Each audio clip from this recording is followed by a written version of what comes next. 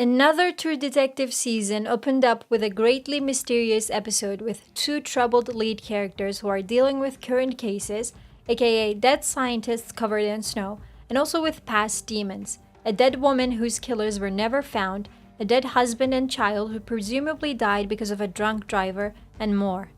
I'm already invested in this season's murder mystery, and I thought the first episode did a good job of introducing various characters and storylines, although I have to admit I did find it a little too much at times, but I heard this season is going to have only 6 episodes, so the pace of it makes sense. While presenting us with the main murder mystery entangled with the case of one Annie K, the episode also planted different elements that need to be solved, like the phrase "she's awake" that we heard 3 times throughout the episode. Who is she and why the fact that she's awake causes such terror? There were also continuing motifs that appeared a few times, like the star-shaped eyes and the spiral motif that makes me go back to season 1. Let's look at all these in detail.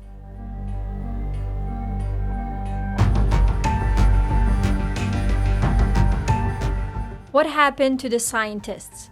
First of all, it's still early to talk about what really happened to the scientists, but I have one theory that I think makes sense. Let me share it with you. While Jodie Foster's character Liz was going through the station and looking at the leftover stuff, she made a point about them being all men and living like monks. There was also a point about having too many rooms but only occupying 7 of them, which makes me think the empty rooms were used for prostitution. The man who was leading the whole operation was the one who was wearing Annie K's coat, and remember, he was the only one with a room. All of this combined indicates that the scientists were committing sex crimes against the indigenous women of the area.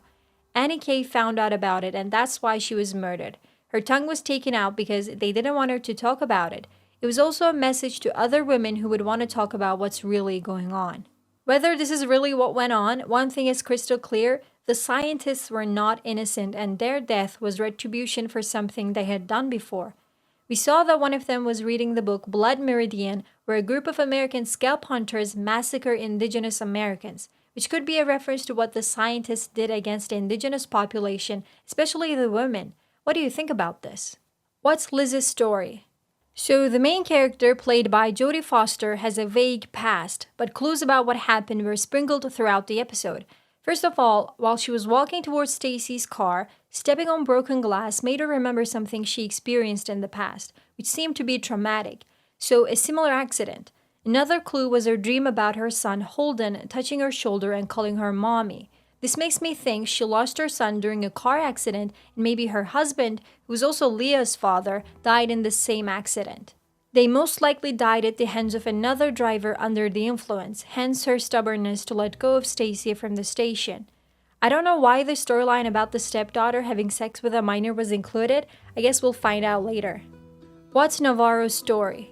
So far, all we know is that Navarro's family is a troubled one. Her sister has some mental illness issues, and it turns out their mother also had the same problem. We also know that Navarro lost one of her soldier friends. Overall, though, it looks like she has had problems with not being able to help the women around her, which also made her obsessed with Annie's case.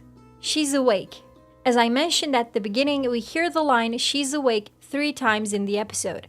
The first one is when the trembling scientist turns to his buddy in horror and says the line right before the lights go out. The second one is when Liz hears it while she's sleeping. She wakes up and finds a polar bear plushie on the ground, which has one eye, by the way. I'll talk about that in a minute. And the last one is when Navarro hears it over the radio right before seeing a real one-eyed polar bear. So, who is awake? Is it the ghost of Annie K, who is finally returning to life to get her revenge? Does it symbolize Mother Nature and is a reference to climate change? This could also be tied up to the writing on the board, "We're all dead." It was a reference to all humankind, not just the scientists at the station. Perhaps they found something in the ice and thought that it would end life on Earth. The polar bears could also play into this. Whatever it is, I do believe that it's one of those eerie moments on True Detective that's never really factually explicable. Other themes. I also want to talk about a few things that I noticed. Annie K had star-shaped stab wounds. The polar bear that Navarro saw had a star-shaped eye wound. The teddy bear in Liz's room also had the same eye injury. Then the drawing of Pete's kid, which also had a monster with star-shaped eyes. Surely you must think all of this is connected somehow, although it's still early to figure out how. Then there's the spiral theme. Annie K had a spiral marking above her stab wounds. The way Liz had all the photos lying on the floor was in the shape of a spiral too. This theme could be connected to the spiral in Season 1. Also, the quote at the beginning of this episode is from The King in Yellow, a book of short stories that greatly influenced Season 1's Carcosa storyline, so there might be an overlap with Season 1 in more than one way. Overall, great premiere. I enjoyed the characters, the dialogue, the scenery, and the night setting. The supernatural elements seem to be bugging some people off, but I always enjoy it, so I'm not complaining. I hope you enjoyed the episode too.